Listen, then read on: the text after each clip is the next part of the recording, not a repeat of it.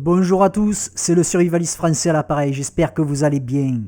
Alors ces derniers jours, j'ai reçu pas mal de messages en privé ou en commentaire me faisant remarquer que la chaîne prenait une tournure politique. Parmi toutes ces personnes, il faut bien l'avouer que c'est beaucoup de nouveaux abonnés qui découvrent un peu la chaîne, qui sont peut-être venus à moi suite à mes publications, qui, il faut le dire, ont eu pas mal de succès, notamment sur Instagram. Je suis passé de 222 abonnés à 1000, quasiment 1700 abonnés en l'espace de 2-3 jours. J'ai même une vidéo, une très courte vidéo genre short, qui a dépassé les 2 millions de vues. Tellement ça a buzzé, ça m'a surpris. Le téléphone clignotait dans tous les sens, jour et nuit, c'était incroyable. Ça a donné de la visibilité bien sûr, mais ça a amené de nouvelles personnes qui ne me connaissent pas et qui m'ont malheureusement associé, vous savez, c'est un peu à la mode, hein, ces mots très faciles d'ailleurs, hein, de facho, de raciste. J'ai d'ailleurs eu plusieurs publications qui ont été attaquées, signalées, et j'en ai même une qui a été supprimée sur Instagram, mais enfin c'est pas bien grave. Je voulais aujourd'hui quand même mettre un peu au point les choses pour les nouveaux arrivants. Je vous souhaite la bienvenue, bien sûr, et je vous remercie de la confiance que vous me faites en me rejoignant sur la chaîne et sur le Telegram. J'étais assez surpris, car depuis le tout début, je n'ai jamais caché le fait que ma préparation est avant tout le résultat d'un manque total de confiance en l'État, à prévoir, gérer, éviter les crises qui viennent à nous. Au contraire, j'estime que l'État, incarné par des gouvernements successifs, et qu'il faut bien l'avouer sont toujours un peu les mêmes, fait tout pour que cela empire. Ce constat effectué, le citoyen que je suis se retrouve bien seul. Et c'est donc le survivalisme que j'ai choisi pour gérer au mieux le reste de ma vie. C'est vraiment mon mode de vie. Alors comment ? Déjà en me retirant de la vie dite sociale, collective, en ne prenant plus part à la mascarade des élections et en me concentrant sur ma famille exclusivement. En un mot, les miens avant les autres. Ça, je vous l'ai déjà dit. Les autres, justement, parlons-en des autres. Les autres, ceux qui se plaignent en permanence mais votent pour leur bourreau. Ces autres qui se plaignent en permanence mais sont incapables de se prendre en main.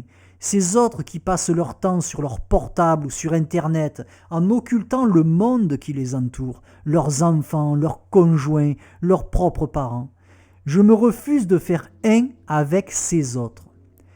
Ces autres sont la majorité.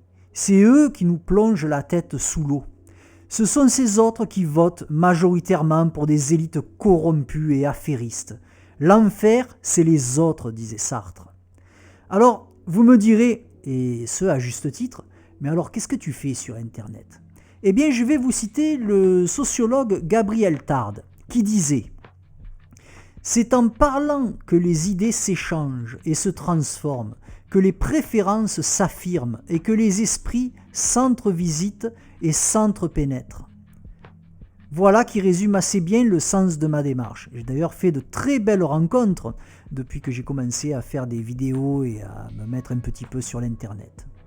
Alors pourquoi parler de politique ? Apparemment ça gêne un peu. Eh bien premièrement, au nom de ma liberté d'expression et de ma liberté d'opinion, dans les limites que l'État, encore lui, nous fixe. Oui, il y a des limites, même à la liberté d'expression, et c'est tout un exercice que d'estimer la longueur de la laisse qui nous l'entrave. Personnellement, je positionne le curseur en dehors de toute pression ou intimidation envers autrui. Deuxièmement, car tout est politique. La politique apporte les orientations, les obligations de moyens, de résultats, efficacité et clarté sur le fonctionnement d'une société.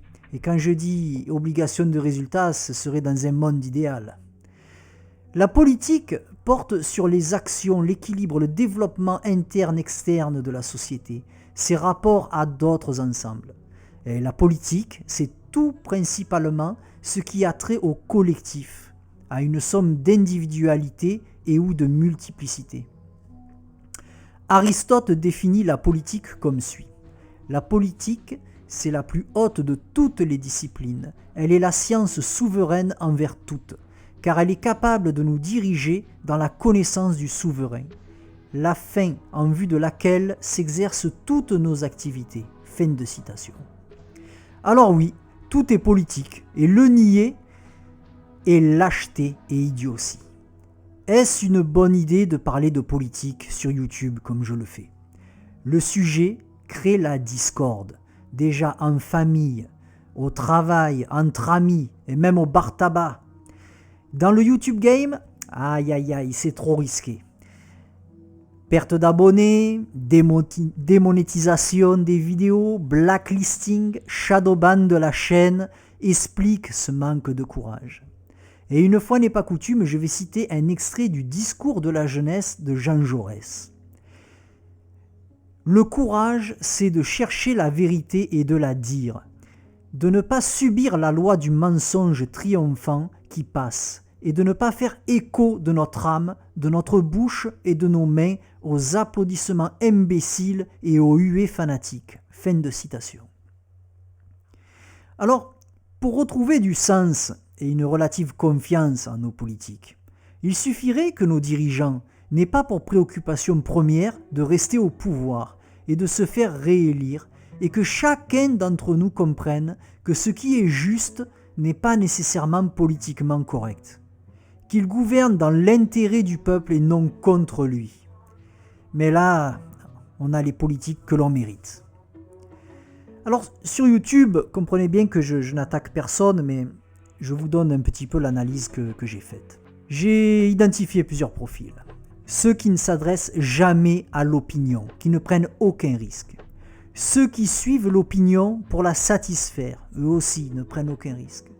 Ceux qui agitent les peurs irrationnelles à des fins mercantiles, je pense que vous savez de qui je parle. Les clientélistes lâches qui refusent la complexité et la vérité. Pour résumer, je hiérarchise mes combats. Je refuse de continuer la vie commune avec les autres.